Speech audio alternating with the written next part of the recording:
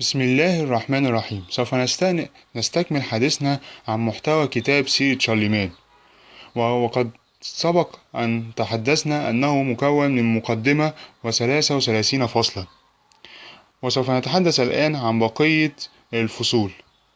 وتحدث إنهارد في الفصل 21 عن معاملة شارليمان للأجانب، مبينا مدى حب شارليمان لهؤلاء الأجانب وما كان يبذله من جهود لتأمين الحماية لهم داخل مملكته.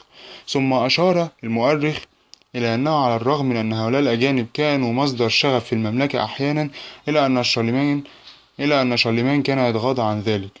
وتناول المؤرخ إنهارد في الفصل 22 المظهر الشخصي لشارليمان، وبين أن شارليمان كان ضخم الجسم، قوي البنية، طويل القامة، وأن مظهره كان يدل على الهيبة والوقار. ويكشف إنهارد أن شارليمان لم يكن يعبأ بنصائح الأطباء، إنما كان يعمل وفقا لميوله ورغباته، فقد رفض التخلي عن تناول اللحوم المشوية واستبدالها باللحوم المسلوقة كما نصحه الأطباء. ثم يذكر المؤرخ العادات المتأصلة في شخصية شارليمان، مثل ركوب الخيل والصيد والسباحة. وخصص إنهارد الفصل 23 للحديث عن ملابس شارليمان، فأشار إلى أن العاهل الفرنجي كان يرتدي لباسا وطنيا لأنه كان يزدري الملابس الأجنبية مهما كانت جميلة، وأن شارليمان لم يسمح لنفسه بارتداء ثوب منها إلا مرتين في روما. وفي الفصل 24 تناول إنهارد عادات شارليمان، وبين أن الملك الفرنجي كان معتدل في تناول الطعام والشراب، وأنه كان يستمع أثناء تناول الطعام إلى شيء من القراءات أو الموسيقى، وأنه كان معجب بكتاب القديس أغسطين مدينة الله. أما الفصل 25 فقد عالج فيه المؤرخ دراسات شارليمان، ملمحا إلى استعداد شارليمان للتعلم واهتمامه بدراسة لغته القومية واللغات الأجنبية والفنون الحرة.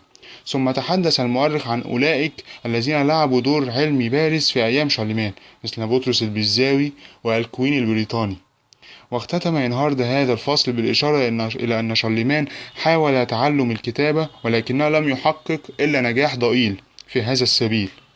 وتحدث إنهارد في الفصل 26 عن تقوى شارليمان، مؤكدا تمسك العاهل الفرنجي بمبادئ الديانة المسيحية، ومبينا الجهود التي بذلها لبناء كنيسة إكس لا شبل التي جلب الأعمدة الرخامية لبنائها من مدينتي روما ورافانا. وأشار المؤرخ إلى حرص شارليمان على رعاية الكنيسة وحرمتها ونظامها وتحسين التلاوة فيها. وتناول المؤرخ في الفصل 27 كرم شارليمان، حيث أوضح أن شارليمان كان شديد الرغبة في مساعدة الفقراء وتقديم الهبات والصدقات لهم، وأن السر في العلاقات الودية التي أقامها شارليمان مع ملوك ما وراء البحار هو أنه كان يرجو حسن معاملة هؤلاء الملوك المسيحيين الذين يعيشون في ظل حكمهم. واختتم إنهارد هذا الفصل بالإشارة إلى اهتمام العاهل الفرنجي بكنيسة القديس بطرس في روما اهتماما خاصا، إذا أغدق عليها مقادير كبيرة من الذهب والفضة، وحماها من كل الأخطار التي أحدقت بها. وخصص إنهارد الفصل 28 وهو بعنوان شارليمان إمبراطور متوج، للحديث عن مسألة تتويج شارليمان إمبراطورا رومانيا على يد البابا ليو الثالث عام 800 ميلاديا. فكشف أولا الظروف التي دفعت شارليمان لزيارة مدينة روما في ذلك العام، ثم أشار إلى حفلة التتويج التي لم يكن لشارليمان علما بها. واختتم إنهارد هذا الفصل بالحديث عن استياء أباطرة بيزنطة من اتخاذ شارليمان لقب إمبراطور. وفي الفصل 29 تناول المؤرخ إصلاحات شارليمان، خاصة في ميدان القانون، حيث بين أن شارليمان أصلح بعض القوانين وطور بعضها الآخر، كما أوضح أن العاهل الفرنجي أمر بتدوين الأغاني القديمة التي تمجد أعمال الملوك القدامى وحروبهم بغية نقلها للأجيال التالية. واختتم إنهارد هذا الفصل بالإشارة إلى الأسماء الجديدة التي أطلقها شارليمان على الأشهر والرياح. أما الفصل 30 فقد تناول فيه إنهارد مسألتي تتويج لويس ووفاة شارليمان، فبين كيف استدعى شارليمان الأمراء الفرنجة عام 813 ميلاديا، وبموافقتهم قام بتتويج ابنه لويس المعروف بالتقي إمبراطورا على الفرنجة. ثم انتقل المؤرخ إلى الحديث عن وفاة العاهل الفرنجي شارلمان عام 814 ميلاديا عن عمر قدره 72 عام، بعد أن حكم الفرنجة قرابة 47 سنة. وتحدث المؤرخ إنهارد في الفصل 31 عن دفن شارلمان، فأشار إلى أن شارلمان لم يعطي أي توجيهات في حياته تتعلق بموضع دفنه، وأوضح أن الزعماء الفرنجة قرروا دفنه في كنيسة العاصمة إكس-لا-شيبل في اليوم نفسه الذي مات فيه.